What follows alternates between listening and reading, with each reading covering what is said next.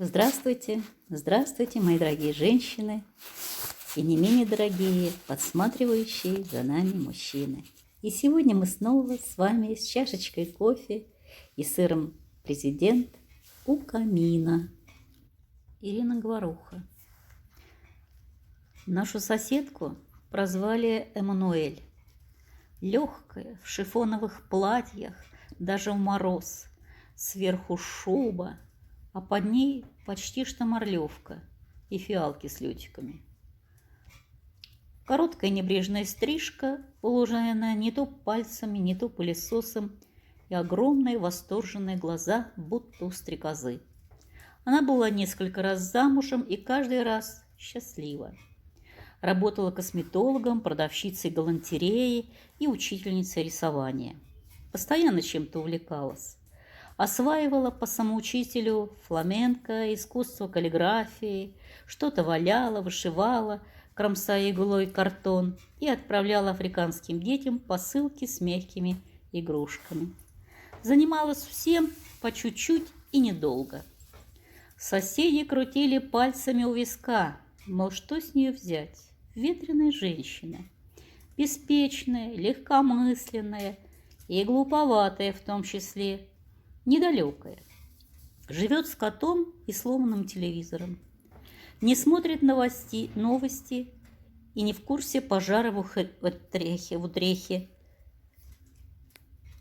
уничтожившего консерваторию. Не знает, что во время телемоста Москва-Киев была произведена операция без наркоза благодаря внушению Кашпировского. Мой папа на дух ее не переносил. Говорил, что не воспринимает людей, слишком часто смеющихся. Скажет «доброе утро» и рот до ушей. Прокомментирует задержку зарплаты и хохочет. Поскользнется на льду, разбив лоток яиц, опять улыбка. Только что здесь смешного? Женщины не принимали ее в свой круг, поджимали губы и прекращали обсуждать развратный Запад и каких-то обывателей. Новогодний наряд Светланы Моргуновой и фильм «Цыган» с красавцем Будулаем. Рецепт салата парижский, люстру из богемского стекла, пылесос «Тайфун» и дагестанский ковер новых блатных жильцов. Эммануэль не шибко и стремилась внедриться в бабскую компанию. Она постоянно ходила куда-то, спешила на очередное свидание, курсы кроя и шитья или концерт группы «Верасы». Ей не было никакого дела до важных матрон, отоваривающихся на овощебазе.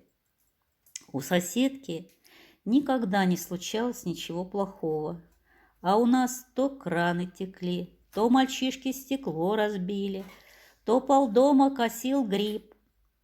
Мы верили, что в темном углу сидит бабай, а если не будем слушаться, то нас заберет милиционер или кикимора. И жизнь несправедлива, и многое нужно терпеть. И только Эммануэль всегда выглядела бодрой, здоровой и веселой. У нее не существовало кикимор и темных углов. С милиционерами она крутила любовь, грипп лечила красным вином, ничего не терпела и относилась к любым событиям как к приключениям. Ее секрет я узнала намного позже и искренне удивилась. Женщина всего лишь по-другому относилась к жизни, и жизнь отвечала ей тем же. Ведь как постелишь, так и поспишь, а запряжешь, так и поедешь. Она не давала себе скучать, не носила футболку жертвы, проявляла любознательность и занималась тем, что по душе. Она жила, а мы все только готовились жить.